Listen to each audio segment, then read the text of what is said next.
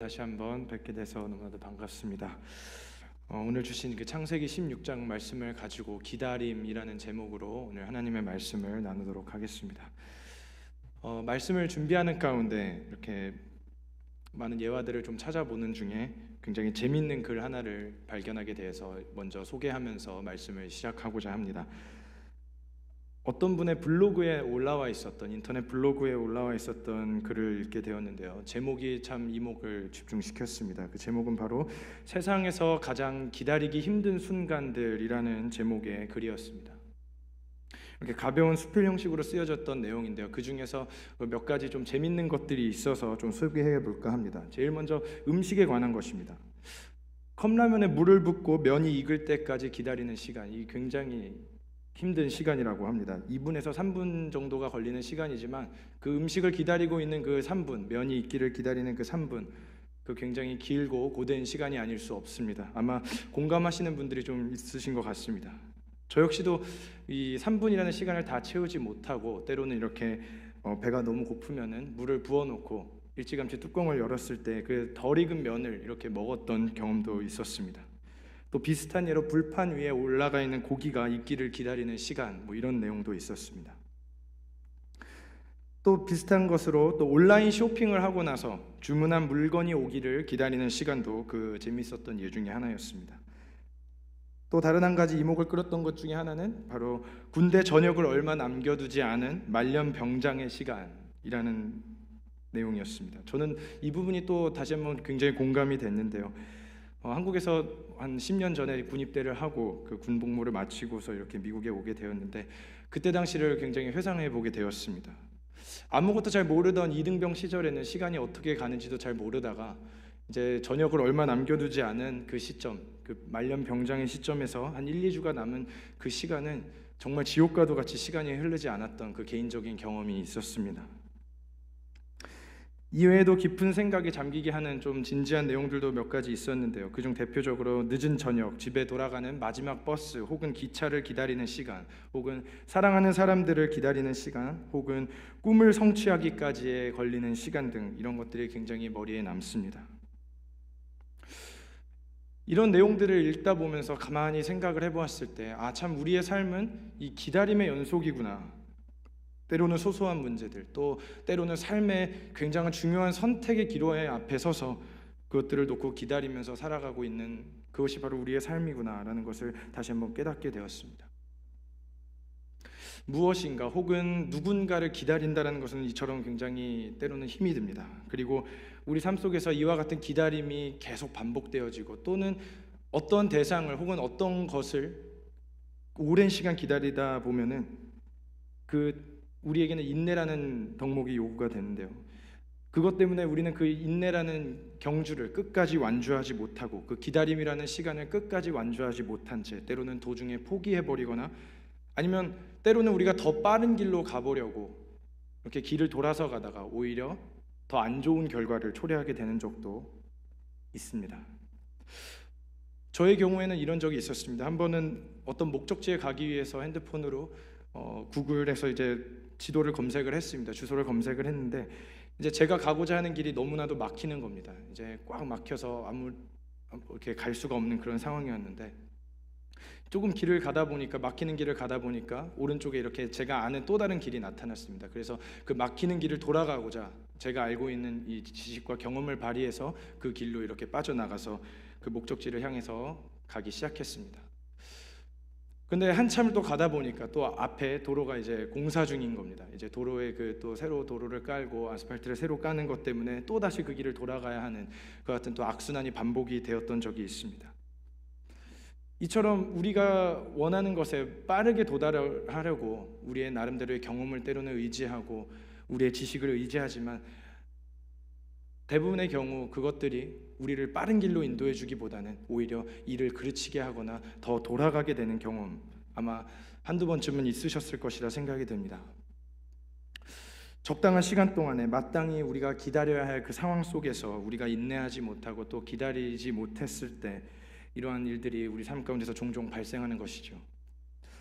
특별히 우리 크리스찬들, 예수 그리스도를 믿는 크리스찬들에게 있어서는 이 삶 전체는 바로 그 기다림 그 자체입니다. 왜냐하면 이 땅을 살아내는 우리 그리스도인들은 다시 오실 그리스도를 갈망하고 기다리고 또 소망하면서 살아가고 있기 때문입니다. 따라서 오늘 이 저녁에 주신 이 창세기 16장 말씀을 가지고 여러분들과 함께 나누기를 원하는 그 키워드는 바로 기다림입니다. 날마다 기도하면서 우리가 구하는 삶을 살아가고 있지만 과연 정작 우리가 기다리고 있는 것이 무엇인가? 어떠한 마음으로 기다려야 하는 것인지를 우리는 오늘 말씀을 통해서 좀 살펴보기를 원합니다. 우선은 이 창세기 16장에 나타난 배경에 대해서 좀 살펴보고자 합니다. 그 창세기 16장 첫 1절에서 보시면은 이와 같은 말씀이 있습니다. 아브라함의 아내 사레는 출산하지 못하였고, 이것이 바로 오늘 말씀에 우리들 가운데 던져주는 상황과 문제점입니다. 즉 굉장한 그 긴장감 속에서 16장이 시작되고 있음을 저희는 알 수가 있습니다. 이 16장에 앞서서 15장에서 하나님께서는 아브라함을 부르시고 당신의 언약을 세우십니다. 그리고 이 언약 속에는 하나님께서 이와 같은 말씀을 들려주시는데요. 내 몸에서 날 자가 내 상속자가 될 것이다.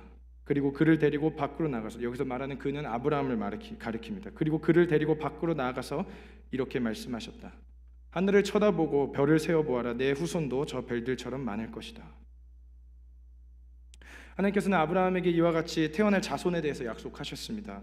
아직 아브라함에게는 자식이 없었기 때문에 아브라함에게 있어서 이 자식이라는 소망 그 자체였습니다. 사실 하나님께서는 이미 아브라함에게 이 자손과 이 가족을 이루는 것에 대해서 창세기 12장에서 먼저 말씀을 하셨죠. 내가 너를 큰 민족의 조상이 되게 하겠다.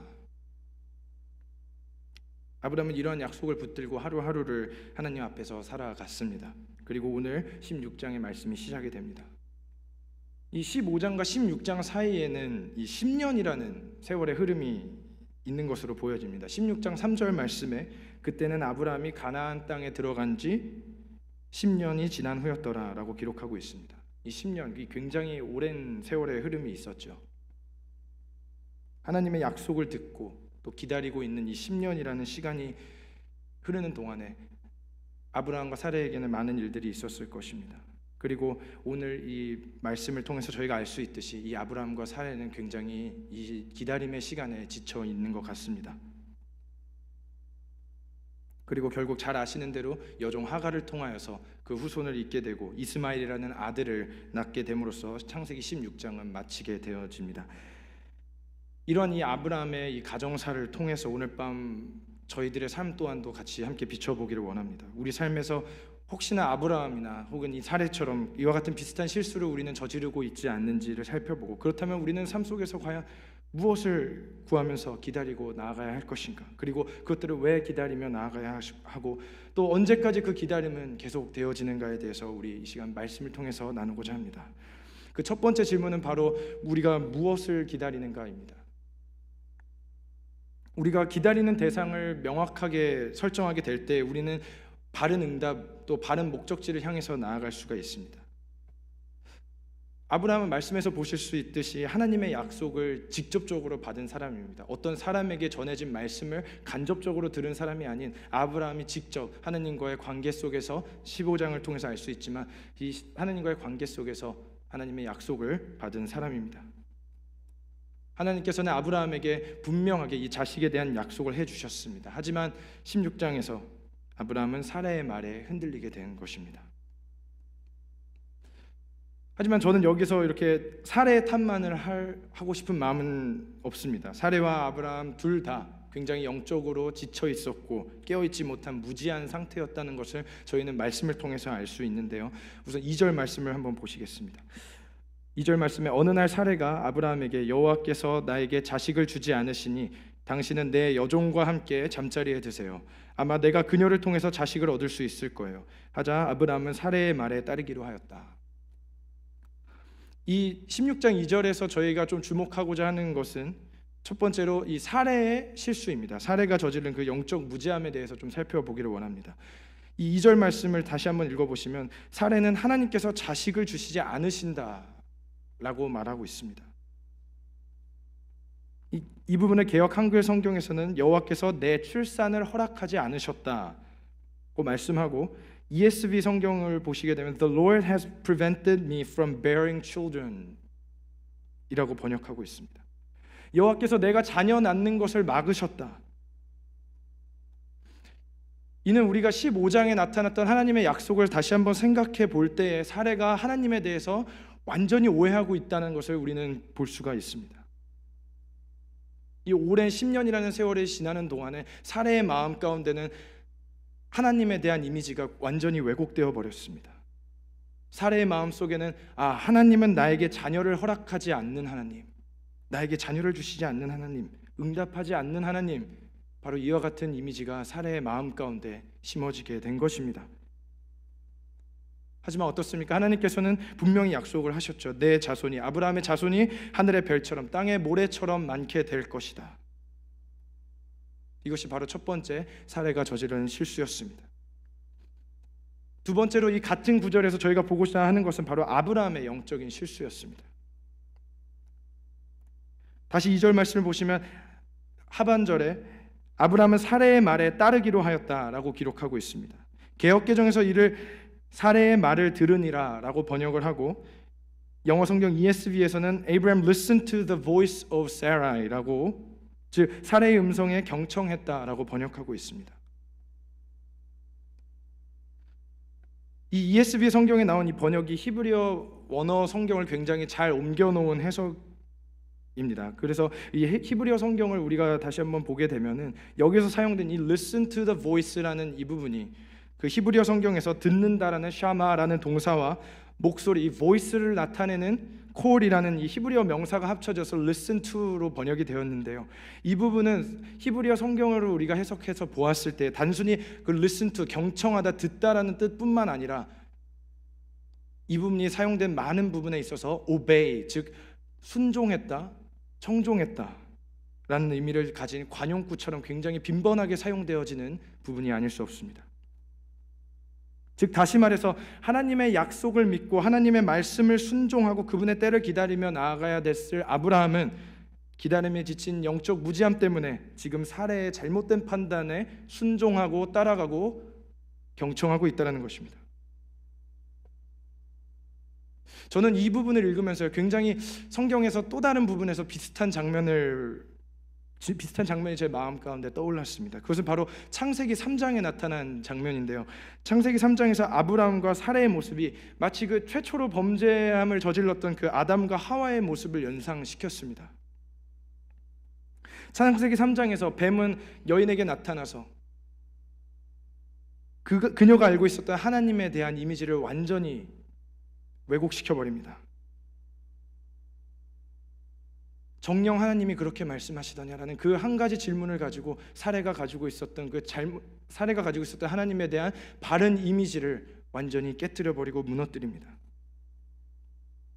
그렇기 때문에 하나님에 대해서 오해를 하기 시작했던 이 사레는 그 하와는 그 옆에 있었던 아담에게 그 금지된 과일을 주었고, 또한 아담 역시 그 잘못된 판단을 내렸던 자신의 부인 하와의 말을 듣고 그 말을 듣고 따라갔던 것입니다. 그리고 그 제안을 받아들이고 결국엔 과일을 먹게 되었습니다. 이처럼 우리의 의심과 영적인 연약함 때문에 우리는 종종 하나님을 우리가 만들어 오는 그 어떠한 틀, 우리가 만들어 놓은 그 생각과 그 잘못된 틀 안에 하나님을 가두어 버릴 때가 참 많다는 것입니다. 하나님은 이런 분이구나. 하나님은 나에게 응답해 주시지 않는 하나님, 나의 기도를 들으시지 않는 하나님, 하나님은 나를 신경 쓰지 않으시는 그런 무심한 하나님으로 하나님을 그와 같은 나의 사고의 틀 안에 가두어 버리는 것입니다. 그리고 하나님을 그와 같은 모습으로 오해하기 시작합니다. 하지만 어떻습니까? 이는 결코 건강하고 바른 모습이 아닌 것입니다. 바로 하나님과 우리의 관계를 끊게 만드는 사탄의 계략이며 속임수인 것입니다. 하나님의 약속을 직접 받았던, 하나님의 약속을 직접 들었던 아브라함은 그 약속을 기억할 책임과 그것을 끝까지 붙들고 나아가야 할, 하나님을 신뢰해야 할 책임감이 있었습니다. 또한 사레 역시도 그런 남편을 존중하며 바라보며 하나님의 약속을 계속해서 의지하고 나아가야 할 책임 또한 있었습니다. 결국 아브라함과 사레 이 둘 다 이렇게 넘어지게 된 것은 오랜 시간 동안 그들이 지금 무엇을 기다리고 있는지를 망각해버린 그 실수에서 비롯된 것입니다. 그렇기 때문에 그들이 진정으로 바라보아야 될 것은 바로 하나님의 약속입니다. 아브라함에게는 당장 한 명의 자녀가 필요했고 그 가정을 하나님의 약속을 따라서 물론 확장시키는 것이 중요했을 것입니다. 하지만 물론 이것이 틀린 것은 아닙니다. 하지만 그 아브라함이 분명히 기억해야 될 것은 그냥 아무 자녀가 아닌 any child가 아닌 하나님께서 약속해 주신, 예비해 주신 그 약속의 자녀라는 데 있습니다. 우리들이 예를 들어서 공항에 나갔다고 가정을 해봅시다. 우리는 이렇게 누군가를 마중을 하러 공항이나 어디에 나갔을 때 우리는 결코 지나가는 아무 사람이나 기다리지 않습니다. 공항에 나가서 지나가는 아무 사람이나 붙잡고 또 게이트에서 나오는 아무 사람이나 붙잡고 잘 지내셨습니까? 혹은 굉장히 보고 싶었습니다. 혹은 왜 이렇게 늦게 나오셨습니까? 제가 얼마나 기다렸는데. 이와 같은 이야기를 결코 하지 않는 것입니다. 왜 그럴까요? 이것은 그야말로 그 자체가 굉장히 황당한 것 아닙니까? 우리가 누군가를 마중 나가서 기다린다는 것은 기다릴 대상이 정확히 있을 때 우리는 그 기다림이 성립되는 것입니다. 우리들이 사전에 서로 약속된 사람을 기다리는 것처럼 우리는 삶 속에서 하나님의 약속과 그분의 뜻이 무엇인지를 날마다 물어보며 기다려야 됩니다. 그렇기 때문에 우리의 기다림은 결코 맹목적인 것이 아닌 우리에게는 분명한 목적이 있습니다. 그것이 바로 하나님의 약속이라는 것입니다.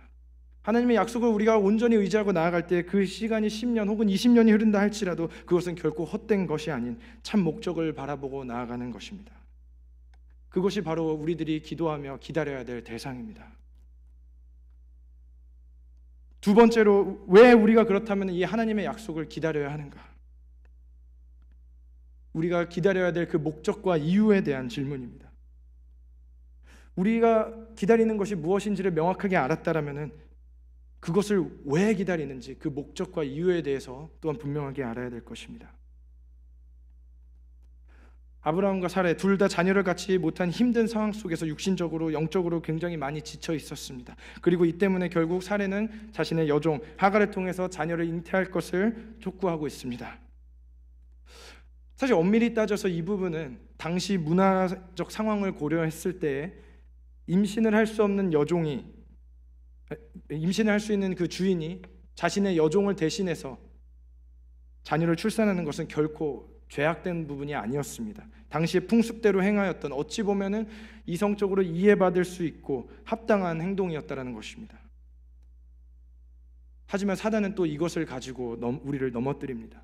이성적으로 또 만행되어 오던 상황이라 할지라도 이것이 하나님의 약속을 우리가 이미 받은 상황 속에서 과연 용납될 수 있는 부분이니까 바로 이 부분에 대해서는 우리는 의구심을 가져야 할 필요가 있습니다. 아브라함과 사라의 상황을 생각했을 때 이 자녀에 대한 약속은 성경 속에 나타난 이 한 가정을 이루기 위한 것일 수도 있었지만 더 넓은 의미에서 하나님의 그 약속의 관점에서 보았을 때에는 더 크고 놀라운 목적이 있었다는 사실입니다. 그것은 바로 구속사, 즉 구원의 역사 안에서 이루실 하나님의 그 크고 놀라운 계획과 관련이 있었습니다. 결국 하나님의 신실한 약속을 따라서 택하신 당신의 사람 아브라함을 통해 그 씨를 통해 태어날 그 한 아이를 하나님께서는 분명히 사용하실 것입니다. 그리고 그 아이를 통해서 궁극적으로 우리가 잘 아는 그 마태복음 1장 1장에 나타난 그 말씀, 아브라함과 다윗의 자손 예수 그리스도의 계보를 이루실 것입니다. 그리고 모든 구약에서 예견하고 있는 그 한 사람 예수 그리스도를 통해서 이루실 그 구원의 사역을 이루시는데 하나님의 그 참된 목적이 있었다라는 것입니다. 다시 한번 창세기 3장 15절 말씀을 보겠습니다. 여자의 후손이 내 머리를 상하게 할 것이며 너는 그의 발꿈치를 상하게 할 것이다. 이 말씀에 나타난 그 구원에 대한 최초의 약속을 아브라함뿐 아닌 우리 모두도 기억해야 될 것입니다. 연약한 인간이 보는 그 좁은 시야와 달리 온 우주를 지으신 하나님께서는 그분의 목적 또한도 광대하신 분이십니다. 물론 한 가정을 위로하시고 한 가정의 그 자녀를 이루시며 가정을 이루어 가실 하나님의 목적도 있었으나 그 가정을 통하여서 더 큰 목적을 이루실 하나님의 그 장대한 그 구원의 사역을 우리는 깨닫지 못했던 것입니다. 그리고 자신에게 주셨던 그 창세기 15장에서 나타난 그 자녀에 대한 약속, 그리고 3장 15절에 나타난 이 최초 구원에 대한 약속을 아브라함은 인내와 믿음으로 이겨냈어야 됐던 것입니다. 우리들 역시 마찬가지입니다. 하나님 앞에 무언가를 구하고 있는 상황 속에서 그분의 응답을 구할 때 이것이 과연 내 급한 불만 끄기 위한 그 어떠한 그런 응답을 하나님 앞에 구하고 있는 것인가? 아니면 더 나아가서 이것이 진정 하나님께 영광이 되며 그분의 계획에 합당한 응답인가? 이것을 우리는 언제나 삶 속에서 생각해야 될 것입니다. 갈라디아서 4장에서 바울은 하갈과 사라의 이야기를 다음과 같이 풀어내고 있습니다. 아브라함에게는 두 아들이 있었는데 하나는 여종에게서 낳고 다른 하나는 자유를 누리는 여자에게서 낳습니다. 여종에게서 난 아들은 보통 방법으로 낳고 자유를 누리는 여자에게서 난 아들은 약속을 따라 낳습니다. 우리가 하나님의 약속을 구하고 있다면 그 방법과 목적 또한도 하나님의 방법이 되어야 될 것입니다. 또 하나님의 약속에 합당한 것이 되어야 될 것입니다. 결과만 생각하여서 그 과정과 목적이 어떠하든지 관계없이 우리의 육신의 방법과 세상의 사람들이 행하고 있는 그 보통 방법, 풍습, 이성적이고 합리적인 방법만 쫓아 나아간다면 우리는 하나님의 약속을 굉장히 쉽게 잊어버리게 될 것입니다. 야고보서 4장 3절에 구하여도 받지 못하면 정욕으로 쓰려고 잘못 구하기 때문이다 라고 기록하고 있습니다. 우리가 삶 속에서 무엇인가를 구하는 목적은 결코 정욕에 대한 것이 되어서는 안 될 것입니다. 하나님께 약속을 우리가 받은 자들이라면 그 약속을 성취하기 위한 과정까지도 철저하게 하나님 중심, 하나님 약속 중심이 되어야 될 것입니다. 우리가 하나님의 뜻을 간구하며 그 기다리는 목적과 그 이유는 바로 하나님의 영광, 그분의 이름이 높아지는데 그것이 있습니다. 마지막 세 번째로, 그렇다면 우리가 과연 언제까지 그 약속을 기다려야 될 것인가 하는 질문을 생각해 보아야 될 것입니다. 우선 결론부터 말씀드렸어요. 우리는 하나님의 약속을 하나님께서 성취하시는 그 마지막 순간까지 끝까지 인내하며 잠잠히 기다려야 된다는 것입니다. 하나님의 약속을 끝까지 기다리지 못했던 아브라함은, 그리고 사레는 결국 자신들의 방법으로, 인간적인 방법으로 하갈을 통하여서 자녀를 갖게 되었습니다. 그리고 그 결과 사레는 하갈로부터 멸시를 받는 상황에 이르렀습니다. 종이 주인을 멸시하는 상황에 이르는 것입니다. 결국 16장 6절에서 아브라함은 어찌 보면은 책임을 회피하는 듯한 모습을 보이면서 사라에게 당신 좋을 대로 하십시오 하면서 이 불화의 씨앗을 그냥 사라에게 넘겨버리고 있습니다. 결국 하갈과 사라의 관계로 인한 이 한 가정에 이 불화의 씨앗이 생기고 결국엔 이 하갈이 쫓겨나게 되는 상황에 이르는 것입니다. 이처럼 이 인간적인 생각으로 일을 해결하려고 했던 아브라함과 그의 가정에 찾아온 이 결과는 갈등과 불화였으며, 결국 임신한 하갈을 자신의 계획으로 정말 모든 것들을 꾸몄던 사레가 자신의 손으로 그 하갈을 내쫓아버리는, 그리고 또 임신한 자녀까지도 내쫓아버리는 그 상황을 사레 스스로 만들어 버린 것입니다. 그렇습니다. 10년이라는 시간이 결코 짧은 시간은 아니었습니다. 그렇기 때문에 사레는 하나님을 오해하기도 하였고 결국 그들은 영적으로 나약해질 수밖에 없었습니다. 그렇다면 우리의 이 기다림의 마침표를 과연 언제 찍을 수 있을 것인가? 언제까지 우리가 하나님의 약속을 기다릴 수 있을 것인가? 그 답은 우리는 그 다음 장인 17장에서 찾을 수가 있습니다.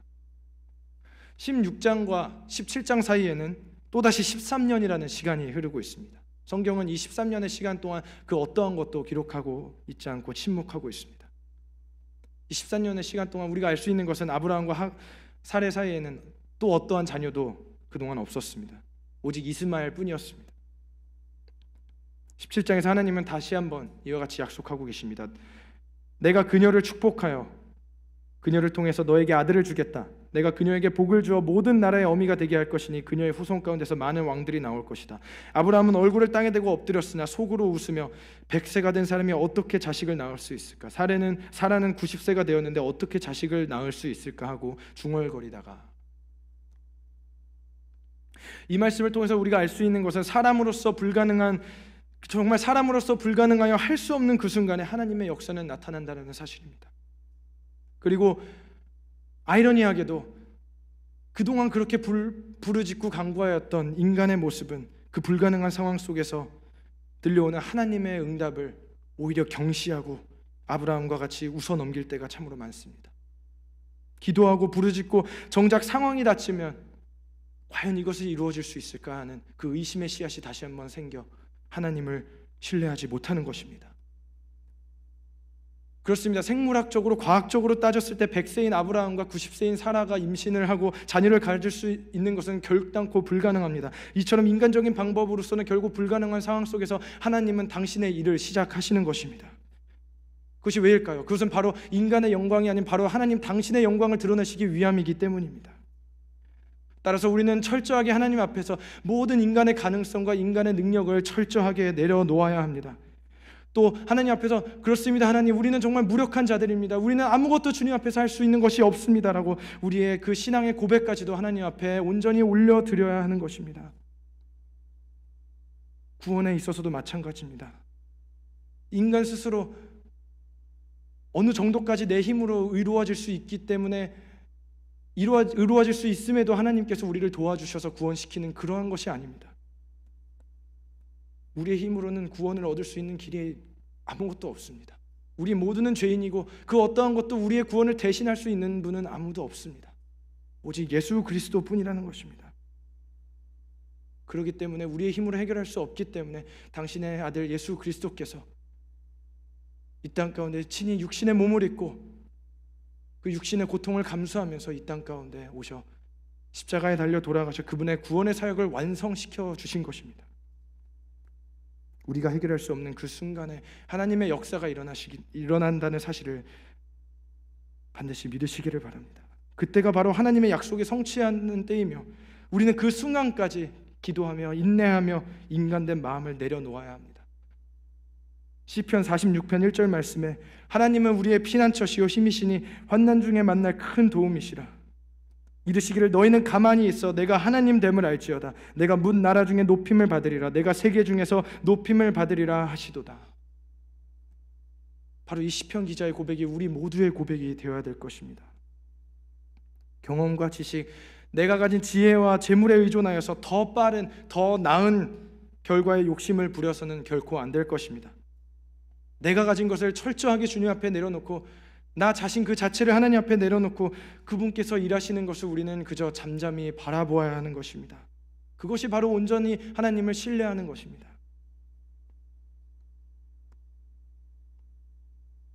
하지만 만약에 우리가 인간적인 욕심과 교만 때문에 혹시라도 하나님의 약속을 잊어버리고 좋지 못한 결과를 초래하게 되어 영적 낙심 가운데 빠지게 되어 있다면 우리는 어떻게 해야 합니까? 우리는 이어지는 그 나머지 16장 후반부의 말씀을 마저 살펴보도록 하겠습니다. 하나님께서는 쫓겨난 하갈을 살피시고 위로하시며 11절에 그 아들의 이름을 이스마엘이라, 즉 이 이름의 뜻은 하나님이 내 고통을 들으셨다라는 뜻입니다. 그리고 하갈에게 다시 주인에게 돌아갈 것을 권고하십니다. 또 주인에게 돌아간 하갈은 결국 아브라함의 아들 이스마엘을 출산하게 됩니다. 여기서 이 이스마엘이 가지고 있는 이 이름은 단순히 하갈을 위로하시기 위한 뿐만 아니라 아브라함에게도 큰 위로와 의미가 있습니다. 이 아들이 태어나고 자라면서 아브라함과 사레는 이 아들의 이름을 매일 수차례 불렀을 것입니다. 이스마엘아, 이스마엘아. 이 이름의 뜻이 무엇입니까? 하나님께서 나의 고통을 들으셨다. 비록 애굽으로 가는 도상에서 하갈을 위로하기 위해 주셨던 말씀과 그 아들의 이름이었지만 이 이름은 결국 머리된 아브라함, 그 가정의 머리된 아브라함과 그 주인 사레에게도 관련이 있었던 것입니다. 비록 그들이 영적으로 무뎌지고 실수하고 넘어졌지만 약속의 자녀 대신 갖게 된 이 이스마엘이라는 아들의 이름을 그들이 날마다 부르면서 어떤 생각을 과연 했을까요? 아, 하나님께서 내게 자녀가 없는 고통을 아시고 여전히 듣고 계시는구나. 아마 그들이 깨닫게 되었을 것입니다.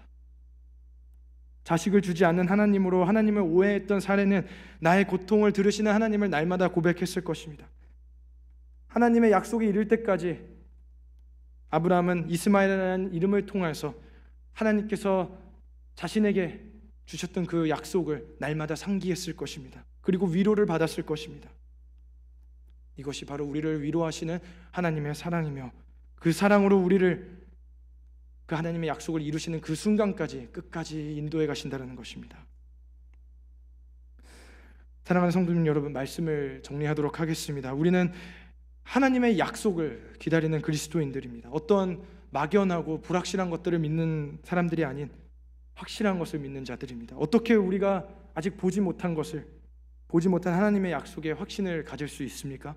그것은 바로 이미 2000년 전 이 땅에 오셨던 예수 그리스도와 그분께서 하신 사역, 그분께서 하신 모든 대속의 사역, 그리고 부활의 사건, 이것들을 우리는 성경 말씀을 통해서 믿기 때문에 가능한 것입니다.